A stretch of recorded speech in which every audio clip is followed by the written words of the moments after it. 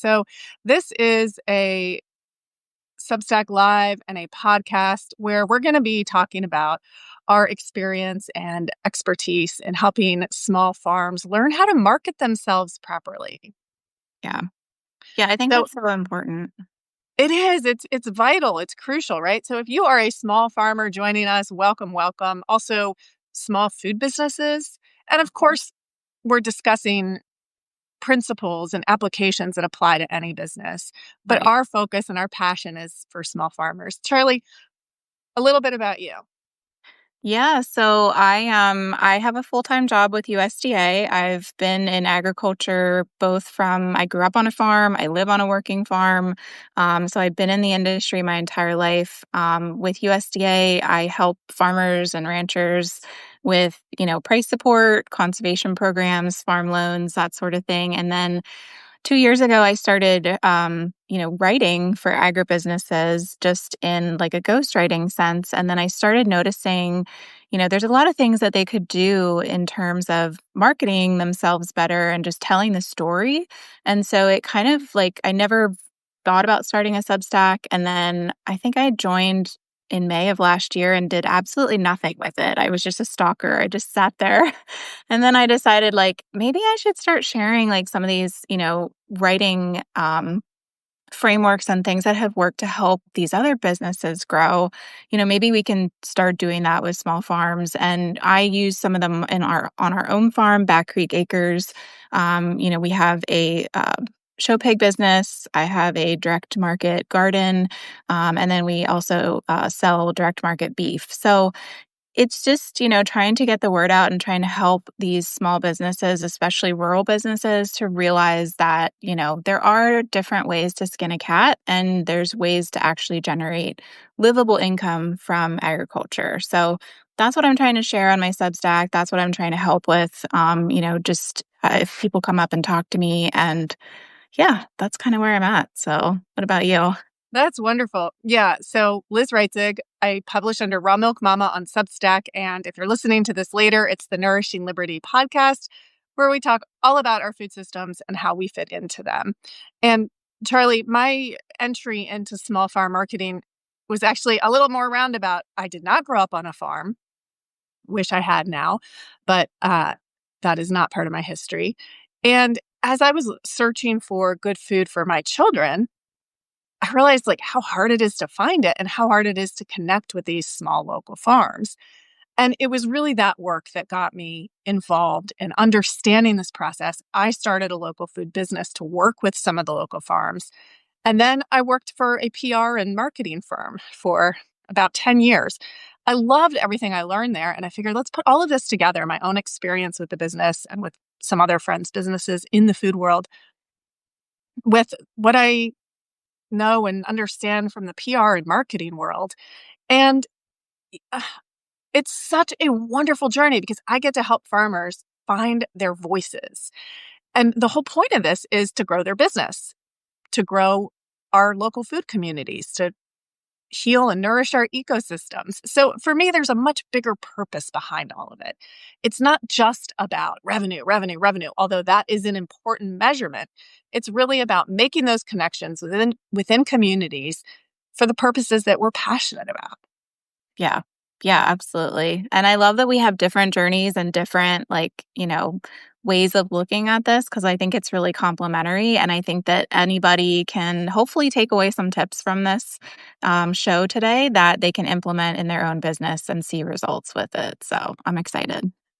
And if you're a writer on Substack, there will be key things that you can do from what we talked about today. Absolutely. Yeah. I was trying to read. I'm still new to this live stuff, so I think we have a comment, but I'm not sure how to Yeah, see it, this so is I'll let you do that. Edelweiss Farm, and uh, just took the latest DRP, Mm, all these acronyms. yeah. My We career live with USDA is now over. However, after I take off a few weeks to decompress, I'll start posting more about my farm and the new farm related business I plan to start. Awesome. You are in the right Nice. place. Absolutely. We are talking about these beginning stages today. Yes. Yeah, and good for you, Edelweiss, for taking the DRP and doing what you need to do. And yeah, let's get that farm business going for you. Yes.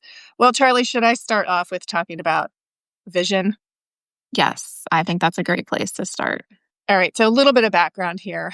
There are several farming organizations in our area, and I'm part of many of them. And regularly, I get asked to teach a workshop on small farms getting their business plan going and their like bare bones beginner marketing strategy set.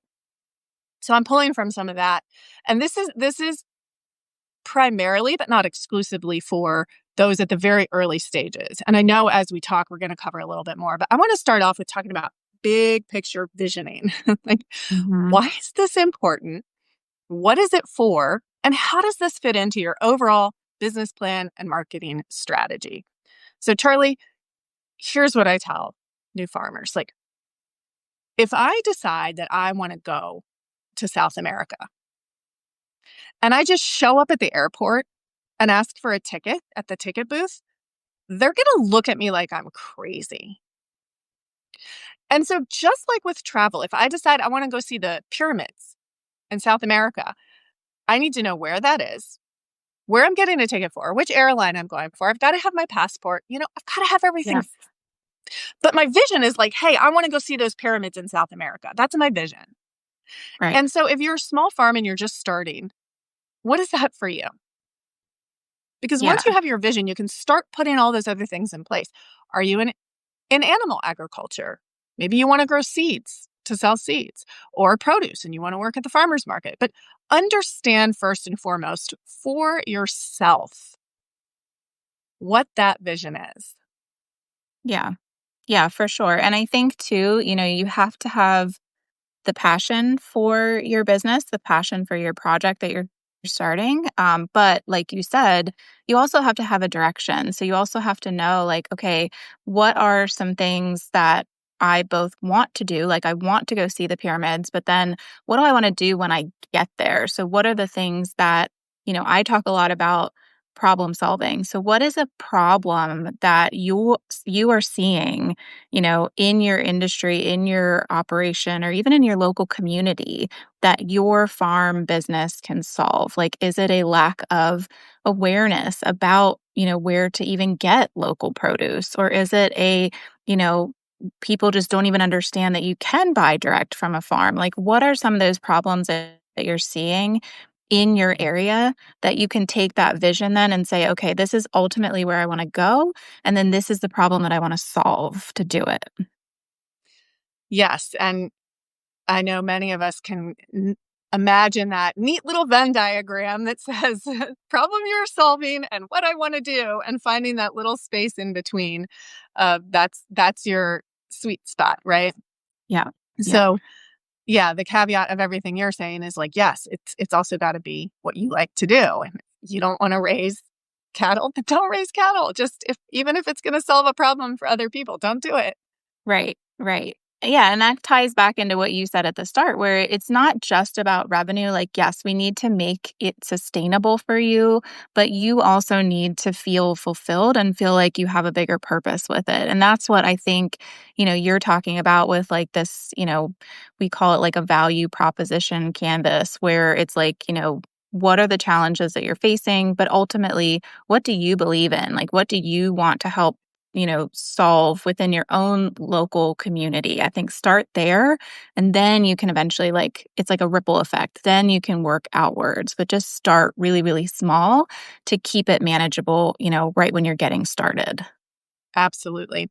And another thing that I always encourage farmers to do with a business plan is, first of all, there's not one size fits all business plan. And Charlie, Right. it looks like, we've got some similar background in terms of the value proposition canvas and how to do that. And understanding that first and foremost, that business plan is for you. It's to Yes. remind you on those rainy days why the heck you're doing this.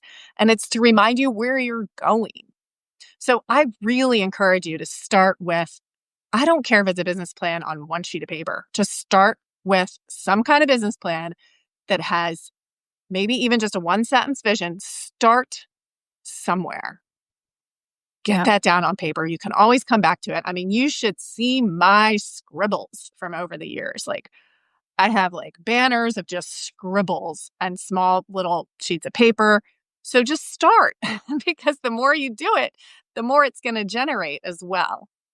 Yeah, and I think one other important thing to note about this whole vision thing is like it is probably going to change over time, and that's totally okay. Like, do not feel like, I mean, I'm very type A, so I'm like, I need a plan. I need to go A, B, C, D, but sometimes we all know life does its thing, and sometimes we go A, D, H. And so it's like, don't worry about it. Like, just kind of see where it takes you and let the community and the feedback that you get kind of help you decide, okay, this is the direction I'm going to go, or it's going to change. Basically, it's going to change, and that's okay. You're not married to it, but like Liz said, just start somewhere. You have to start somewhere. So Yeah. And I want to put in one more, I think, a word of caution here, which is I think it's so easy, especially these days, to see something else external and get those feelings of envy and disillusionment, discouragement,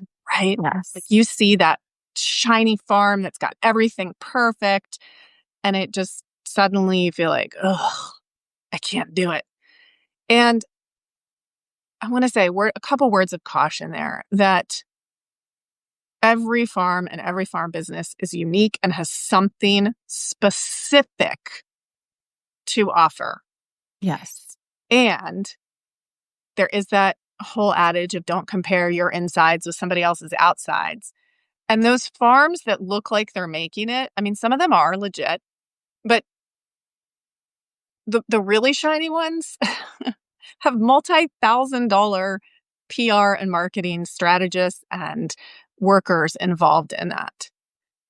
And you have something unique.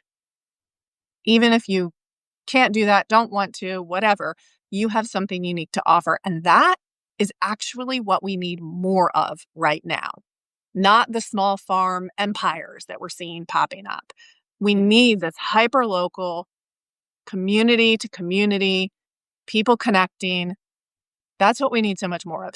So let micro farming or small farming, let that be one of your shining points, especially as you're just starting out. Yeah. And some of those, what you think are bigger operations, they may have been doing this for decades. And like Liz said, they may have PR teams that are running 24/7 for them. And we'll talk about some ways that you can kind of create your own, PR system that works for you, but they don't have your local community. Like just like Liz said, like they live in, place A, you live in place B. And so use your local community as your little ecosystem and what you can really make better. And that's going to make all the difference for your operation. Yes. Oh, so I want to back up a little bit, Charlie, and say, like, in this particular episode, we are covering that bit about visioning, creating and crafting your vision for your small farm business and upgrading your internet presence. Yeah. And then we're going to talk about, are you measuring the right thing? So that's the agenda for today, your vision, and then your internet presence, and then are you measuring the right thing? And how do you know what to measure? That's what we're covering today, but we will be doing a series of these talks, some for everyone, and then some specifically for our paid subscriber bases, because this is what we both offer professionally as well. So if you're interested in all of that, go ahead and follow, subscribe, whatever you want, and stay tuned to these because we're going to be giving out quite a bit of valuable information as we do this series. Yeah, for sure. So, and, let us know in the comments, like we can take that feedback and put it into the next sessions. That's really helpful to kind of we want it to be very, tailored to what you need as much as we possibly can, having like a large group. So please provide feedback. Please let us know the topics that you're struggling with as we go along, and we'll try to hit those in future sessions. So, Definitely. And there is one question here. yeah. Little Flowers Organic Bakery. What about being a micro bakery while working towards being a homesteader and finding land? somebody's got their vision. I love how specific that is. Yeah, go ahead, Liz. No, you go. Oh, yeah. So, I mean, and that's the thing. Like, we're all human. So, we all have a lot of hats that we wear and we all do a lot of things. Right. And so, I think that, now that you kind of know exactly which direction you're going to go in, I think some of the tips that we're going to talk about here today in just a bit will really help you kind of cement, like, okay, how can I piece those two things together to really make it to where I have a clear path forward? So, I think it's totally fine if you have, you're doing one thing now, but you ultimately want to do another thing down the road. And that's what we talked about earlier. Like, it's okay to change, it's okay to merge things, it's okay to kind of make you know, I'm thinking of like kids with finger paint, like just kind of mixing it all together. Like, it's okay. Take a deep breath. That like will help you kind of find a path forward with that, to make it work for you. And that's what Liz said. Like, it's specific to you. And so it's totally okay that you have these two visions, and then we can kind of help you put those together. And then real quick, just answering Edelweiss on business plan.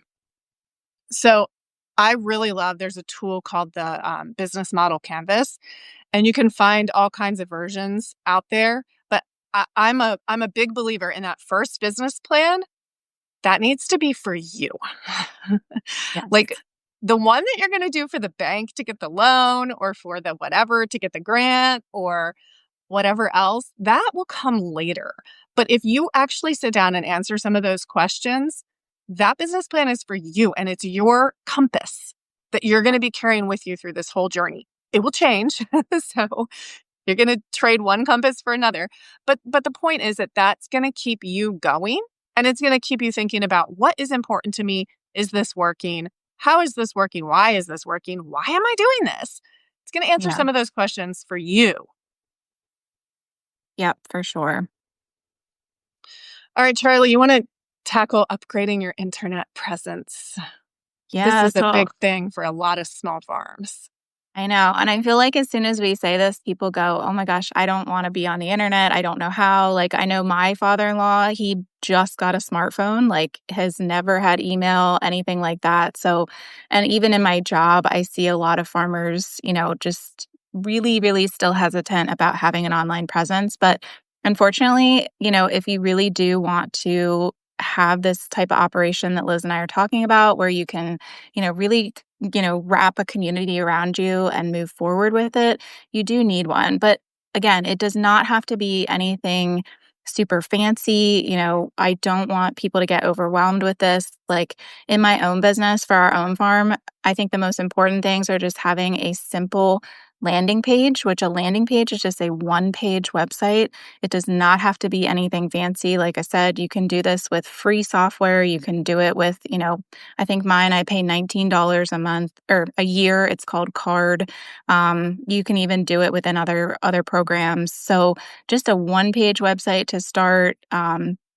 Make sure it has the information on there about how to contact you, where you're located, and most importantly, to have it tell your farm story. So, taking that vision that we talked about, make sure that you put that story on there too, so that people can really get a sense of who you are and why what you're doing matters and why it should matter to them, and what problem you're solving. So, making sure that you have that one page landing page, making sure that you also can have an email set up so that people can contact you, because that's really important. You don't want just social media followers because they don't really mean much to your business to start. They can watch you, they can support you.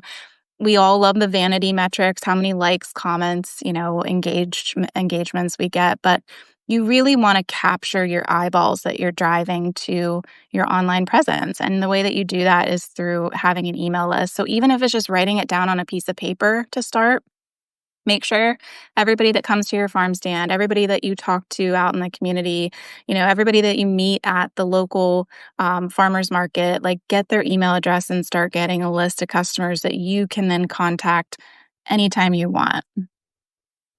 Absolutely. I'll add a note to that, Charlie, and this is from the customer perspective, or like this is advice to customers. So, what I want to say about that is look, if you're a buyer, if you're buying from small farms, what you want is a really good farmer, right? Yes. You want somebody who reads the farming magazines and goes to the farming conferences, not the beautiful, flashy internet magazines and those Right. conferences. So give a lot of grace here as a customer. Give a lot of grace and maybe even, I will say this, maybe even seek out the farmers who seem to be putting more effort into their farming than their marketing. And, I say that even as a marketer. So it's important. Like I look for that as, Yeah. I have to feed my family. And Yeah. believe it or not, I'm not looking for the flashiest website. I avoid them. And Yeah. I avoid the ones that like have promos everywhere because that to me, it says that their effort, their energy, their motivation is going into big, big, big, big, big, not better, better, better, better, better. Yeah, and the thing is, like, I mean, think about how you buy things. Like, think of yourself, like Liz said, as the consumer. Like, if you go to a website and all they do is like push ads in your face or offer you discounts or, things like that, like, you don't buy from people you don't trust, right? Like you look at reviews, you read, what people's opinions on things. You might watch some YouTube videos or whatever, talk to people, like I'm not really going to buy from someone that I don't trust. And so if I can't feel the person or see the person behind the content, like I'm probably going to go to the next farm down the road or somebody that I trust or that my friend said I can trust. So like Liz said, all the images, all the fancy marketing in the world, it doesn't matter if you don't have a one-on-one relationship or like a personal connection that you've built with that farmer. And so be that person that your customers want to see. Be that person that they trust. And that's why it's more important to have your story on your website than any sort of flashy like graphics or anything like that. Absolutely. I love that. Yes.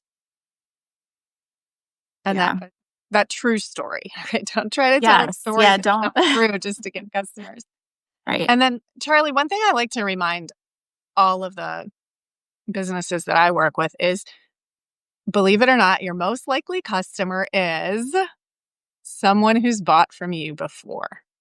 Yes. And what Charlie's saying in building that trust, it's it really is about those repeat sales. Because if you think about, if you're starting a farm and you get 5 customers in week 1 and 4 of them are repeat routine buyers, you just took, maybe the average sale is, I don't know, $30 a week for each of those customers, maybe 40, maybe it's 100, maybe they're doing a lot of shopping there. But if you take that and expand that over the course of, let's say, 48 weeks per year for 10 years, 15 years, that's amazing. That's the envy of literally every business. Yeah. Every business is seeking repeat customers, that customer loyalty, and that revenue year after year after year from the same customer. Yeah. And that's why I think it's so important, like on your digital presence, whether that is a landing page, which it would be my recommendation, whether you just start with, say, a Facebook page or something like that, have somewhere that you can gather that customer feedback both online. In addition to if somebody comes directly to your farm, have the conversation. Like, I know as farmers, I'm an introvert. I don't really like to talk to people. I mean, I do, but like, it's not my favorite thing, right? So like, but you have to have the conversation. Like just treat people like the human beings that they are. Ask questions, ask for feedback, and they'll tell you what they want. And then when you provide it to them, they'll be a loyal customer, most likely for life, maybe even generational. And that's like Liz said, like that's the envy, that's the end goal. These one-off customers, yes, it's great for revenue maybe, but that's not going to build you a sustainable business. Definitely. Yeah. So in terms of, digital presence, keep it very simple. I can even, and I'm sure Liz has too, like I can even provide, a template of what a landing page, should look like, with an email capture form on it. And if that would be helpful, you guys can let us know. And, happy to just provide that for you to give you a place to start. Just keep it super simple, tell the story, have the conversations, and just have that kind of minimal online presence. So, Charlie, I noticed that you did not say join every social media and make sure you post daily and blah, blah, Didn't. blah. Talk about that for a moment. I have really strong opinions on that one. So, I want to hear from you first, and then I'll tone down my Yeah, I think I'm gonna need to, like, stay off my soapbox on this one too, but, yeah, gosh, there's so many marketers out there that are like, "Oh, you have to be on social media, you have to be on all the platforms," like and my recommendation from my own experience and then, from helping others is yes, social media, I wouldn't even say it's necessary, but it is going to help you. But my recommendation would be to start with asking yourself some questions. Like where are, your customers gathering? So it's like the office, watering station, whatever they call it. I water don't know. cooler. Water cooler, yes, thank you. Where are people gathering? Is that Facebook? Is that Instagram? Is that, YouTube? Is that Substack? Where is your target audience actually at? Because you don't want to be talking into the void, and having people ignore you. That's too much work. So where are your customers gathering?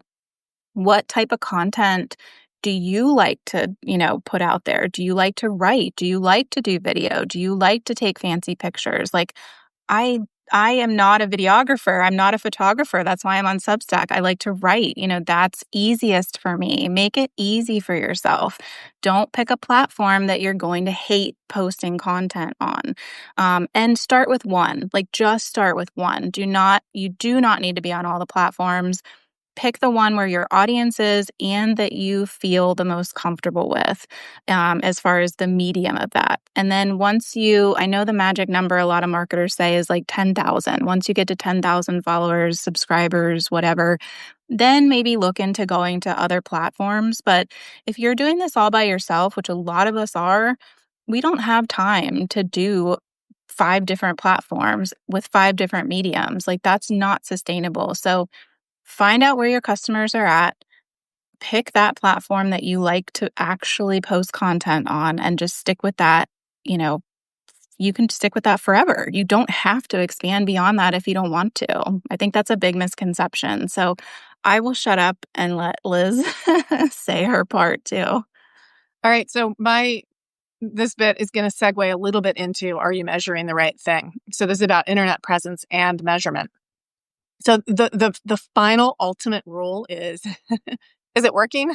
If it's Yes. working, keep doing it. Now, that being said, I have some really strong opinions on social media because it's gotten so messy. People get deplatformed. So Yeah. I do not encourage, if you're not already on social media, I do not encourage that as an important place to be for any reason, for any small farms marketing. And here's why, Charlie, because we talked a little bit about that trust factor. Mhm. And that's about building a relationship. And that Yeah. building a relationship is about being able to communicate intimately. Yep. And so that means really sharing what's going on in a way that's authentic to you. If that's through pictures, great, through writing, through video. But that is what is going to connect to your customer, your ideal customer, the person who's going to keep coming back because they trust you, because you are communicating intimately. You're saying, it was a really hard morning on the farm. It rained, it was cold. That's relatable. And if you're just trying to meet metrics of publishing to different social media pages or doing X number of posts per week or per day or X number of video, X number of pictures, and then you're looking at likes and reshares and all the things that we get so tempted into glomming onto, you're losing that relationship. Yep. Yeah. And ultimately, if you're building a business, you have to have revenue. And if you start measuring likes and shares and whatever's, views, you're not measuring revenue. And it all has to come back to revenue. So, that being said, I know a couple of farms that are primarily using Facebook to share and do whatever they're doing, and it's working for them for now. Yep. So, if it's working, keep doing what's working. But keep in mind that you also do not have control over any of the social media platforms and what they promote and what they minimize and who they ban, all of those things. You don't own any of that. So if you can stick to what you own, like Charlie was saying, get your email list going, get your own website going, even a really simple one that you can own and you have control over. That's gold right there. Yeah, that is so, so important. And I think that's why you and I love Substack so much, is because, like, you know, you can take your Substack followers anywhere you want. Like, you own them. If you want to export your your subscribers as an Excel spreadsheet and take them somewhere else, like, do it. Like, that, you own them. And that's, you know, what did we see like at the turn of the year here where TikTok went down for 12 hours in the US? Like, everybody that had millions of followers on TikTok, if they didn't have any way to contact those millions of people, their whole entire business is gone in an instant. And it, like Liz said, it's completely out of your control. So if there's one thing that you take away from this to starting a sustainable business that you can control, it's please, please, please build an owned audience. And that Yeah, starts with email, off of your websites. Like that, just please build an email list if you do nothing else from this. absolutely. Build that email list. Now, I've got a quick analogy for you. So if you're a farmer and you buy seeds from this one seed company and you plant them and like none of them sprout, or maybe like 1% of them sprout, and then you like try harder and buy more seeds from the same company the next year and plant more, or do you try something else? Right. So sometimes that can be like the social media vicious cycle where you're not getting what you need on social media. So you try harder and you put more in, or you back off and you're like, hey, I need to try something, a different seed company entirely. So think of it that way too. It's like, yes, everywhere you're always planting seeds, but are those seeds actually doing anything? Yes, I love that analogy. Yeah. And so I think that really segues great into our, third topic for today, which is like, how do you know what to measure and what do you actually measure to know if you're actually planting seeds in the right place? So, do you want to start with that, Liz? Sure, I'll talk about that a little bit. So, we have this thing in the marketing world that we call conversions. And that, in a nutshell, that explains like if you meet somebody and they, like, let's not even say meet. If somebody sees your website and then they decide to click a button on that website or give you their email address, that's considered one conversion. And this is just an easy way to explain natural human interactions in this weird digital age we're in. And another conversion might be they get an email from you. So that's one. They click the button on the website to give their email. And then you as a responsible business owner are emailing them every week to say, here's what's available on the farm, here's how to put your order in, and oh, by the way, the cow had her calf.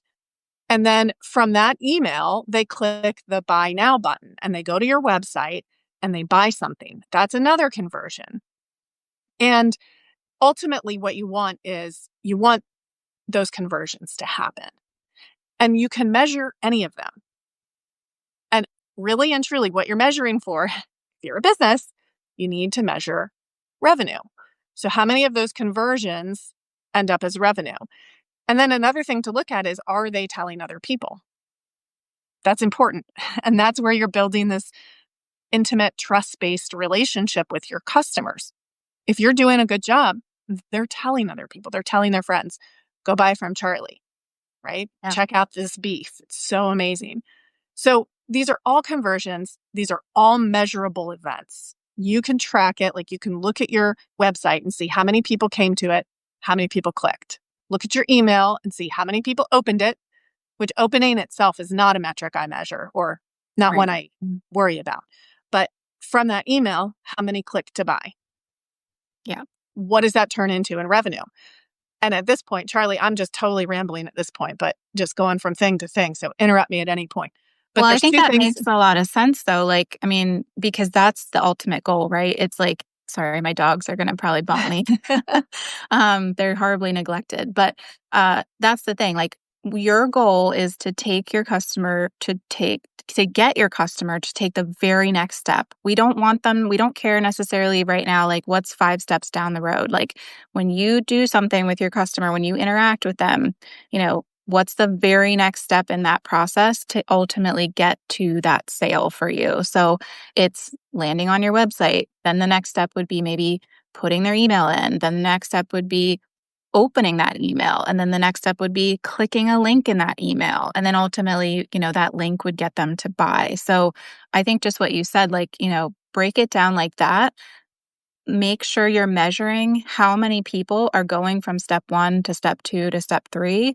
And then that's going to tell you, okay, maybe I have an issue here. Maybe I need to look at this step because people are dropping off here or it's working really well. Like what am I doing well that I can do in step 3? And so I think that's how I look at it too, or that's how I help, my clients look at it, to just make it super, super simple like that. Definitely. And then there's also the other component of that. Once they get to that purchase point, there's a couple of things that you can look at. Like, do you want to increase overall number of sales or do you want to increase overall size of each sale? And if you think about it in terms of, since most farmers are in some capacity selling food, we can use a grocery store cart analogy. Like, do you want more carts going through your store or do you want each of those carts to be fuller? Yep, And exactly. as you're going through your business plan, your marketing strategy, be thinking about that. Like, who is your primary customer? Um, is it dad's grilling or is it mom's feeding children? I mean, these are just way oversimplified, but you get the point. And then how do you get them to add one more thing? And not in a tricky way. Like, we're not here Right. to manipulate people and get them to do things in a tricky way. We're genuinely here to build that relationship, build that trust so you have consistent customers over a long period of time. Yeah, and I think something too to keep in mind, like we know that farming and agriculture can be very seasonal, based on where you live. And so, like Liz was saying, if you're in a place where you're selling fresh produce, but you can't grow produce in the wintertime, then maybe your goal is to increase the size of someone's cart versus, increase the number of carts that you get over a period of time because your time period is shorter. So it's things like that that you need to think about depending on your own operation. Like everybody's operation is unique. And so everybody's on their own journey with this. So what works for your neighbor's farm down the road might not, be the right thing for you. And so think about those types of things too in terms of like what measurements make the most sense for me and my business, in where I'm at right now. Yeah, Charlie, I have a short story on that.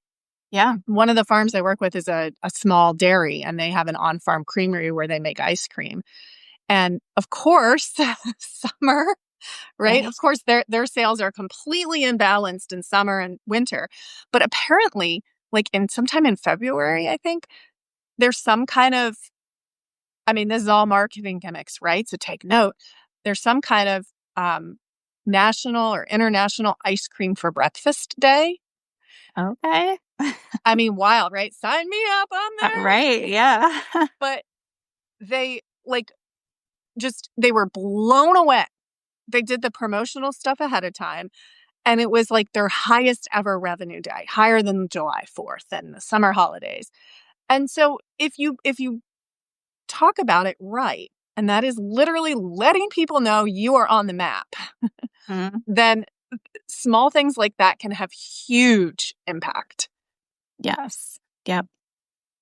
Yeah, so I think that's, all of those are really helpful metrics to measure to start. And you can go down the rabbit hole with any of this stuff, and I would actually discourage you, like, just, stick to one thing right now. Don't look on Google. Don't listen to all the marketing gurus and the crypto bros, as we call them, like Mhm. just focus on these simple steps that we're giving you and, put your blinders on and you'll start to see the changes happen. You'll start to see growth, where you need it. So, Absolutely. And it takes time. yes. It really takes time to build those relationships and build that trust. I mean, think of it as do you know those whole dating analogies in the marketing world? Think of it Yeah. as that journey. It's like you don't walk up to somebody and say, "Hey, you want to get married?" Yep. Right?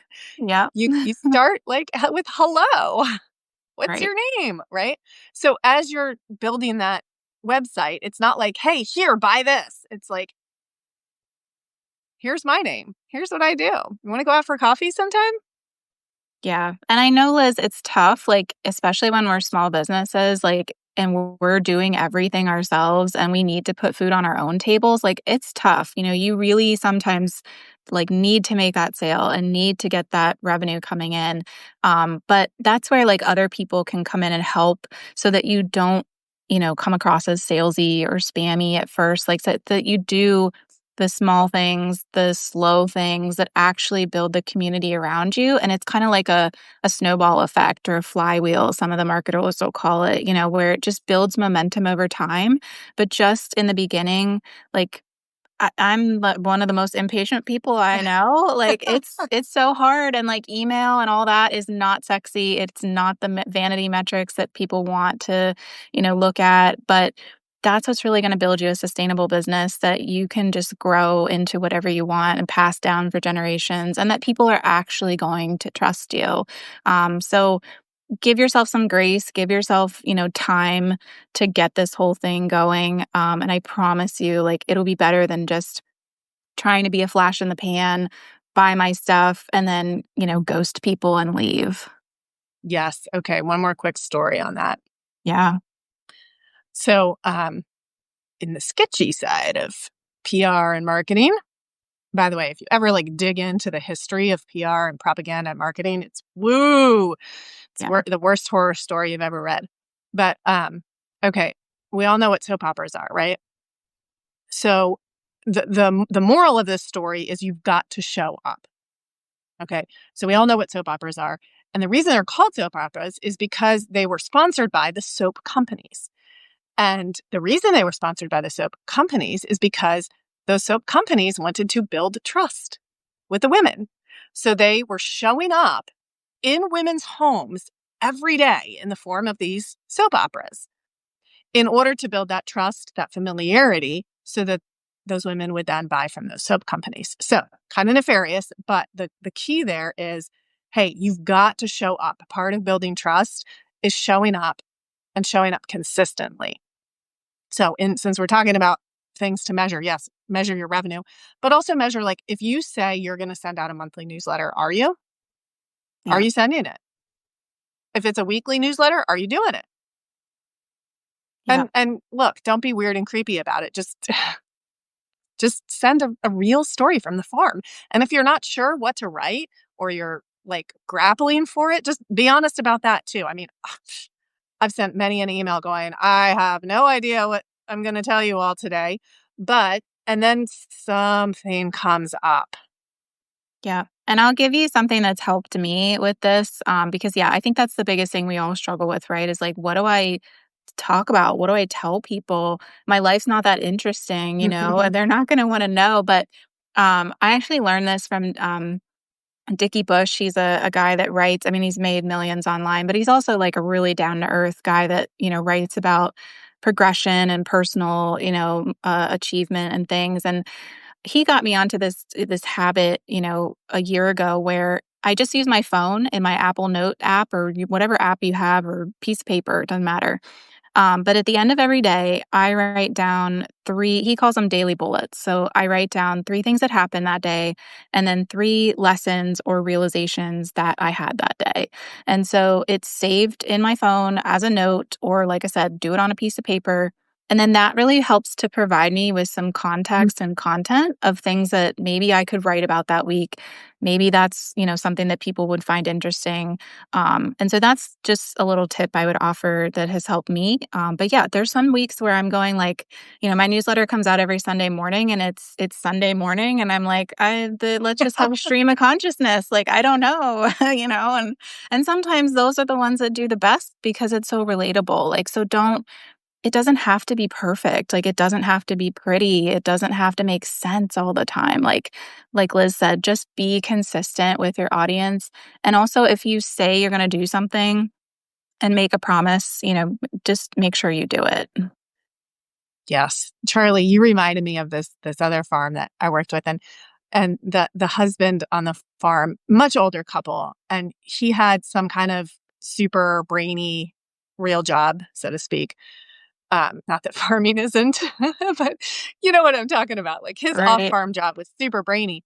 And he comes and tells me one day, he's like, and I mean, think like much older gentleman. And he says, I've been taking these notes every day for 40 years or something. He's like, can I read some of them to you?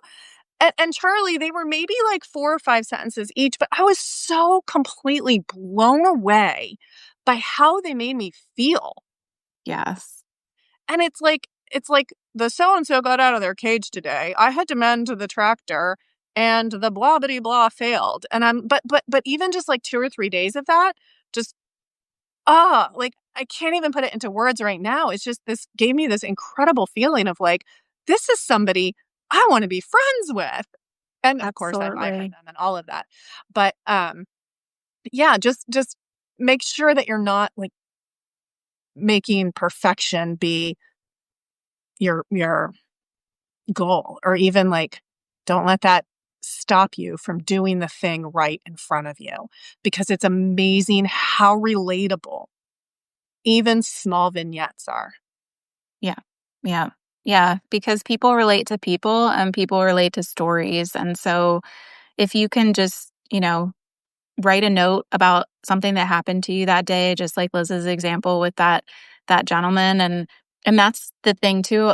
One last quick story. I don't know if you guys know of Kevin Van Trump. He runs the Van Trump Report, which is a massively popular daily newsletter now. And it all started because he's a small town farm boy from Missouri.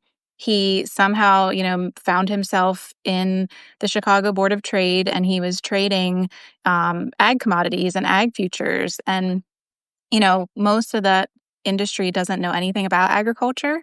And so he would just, send an email out every day to his friends in the Chicago Board of Trade and say, like, hey, here's what's happening today in the corn futures or the cattle futures.